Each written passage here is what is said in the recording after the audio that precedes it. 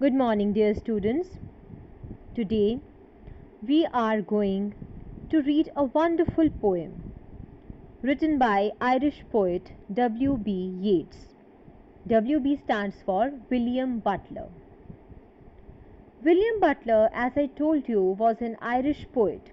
He was a true patriot and he loved his motherland. But somehow he had to spend a major part of his life in London. But he missed his hometown. He longed to go there again. Let us read this poem, but before that, let us discuss the title of the poem. Lake Isle of Innisfree. Innisfree is an island. Lake Island. Lake Isle stands for Lake Island. So it is an island situated in Lake Logill, which is there in Ireland, Republic of Ireland. Now, the poet wants to go there. In the very first stanza, he says, I will arise and go now, and go to Innisfree, and a small cabin built there of clay and bottles made. 9 bean rows will I have there, a hive for the honey bee, and live alone in the bee loud glade. Now the poet says that I will arise. He will arise from where? He will arise from the chaotic life of London and go to Innisfree. He wants to live a peaceful, tranquil life there. He says that he will build a small, humble cottage of clay and bottles, and he will grow his own food. He will also have a beehive for honey bees because he wants to live there with all the natural music. Children, do you remember that you have read a poem in class 8th written by John Keats?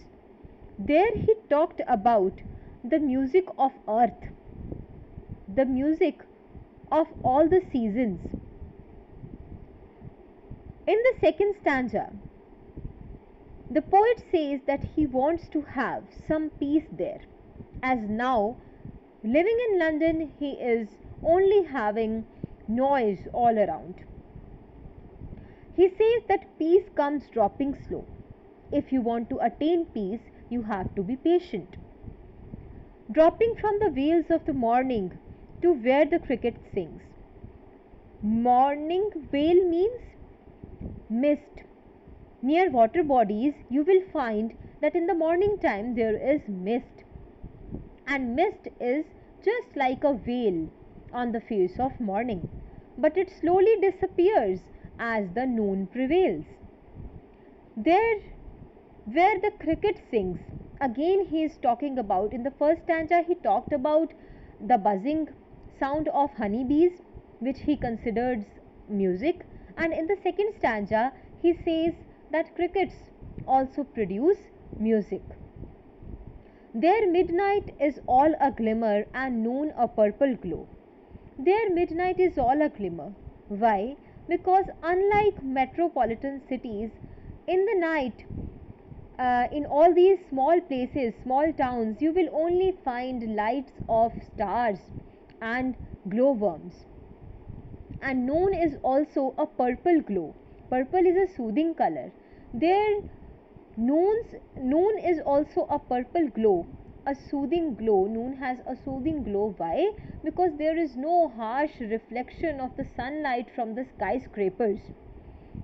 Then evening is full of linnet's wings. Linnet is a small bird which always stays in groups. So a lot of linnets fly here and there chirping, and that is what he calls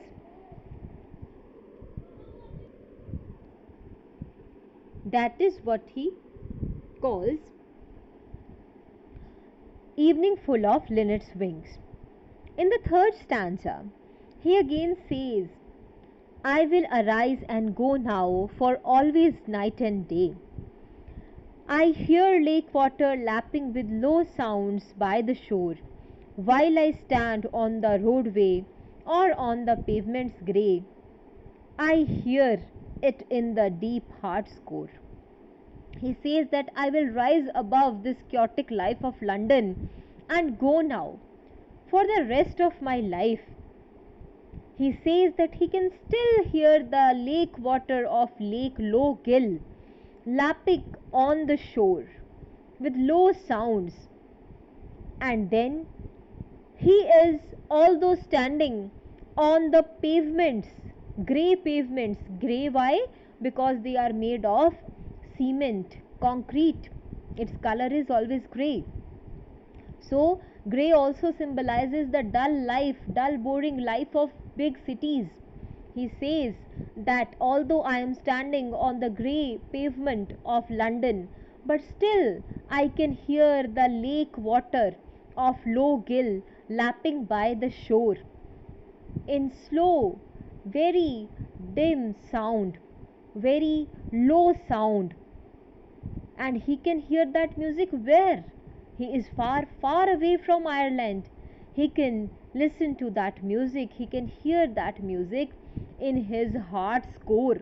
It means, although it has been a while still since he is away from his childhood place, but still he can remember all that music, all that natural music, all that natural scenery, and all those memories which were there from his hometown.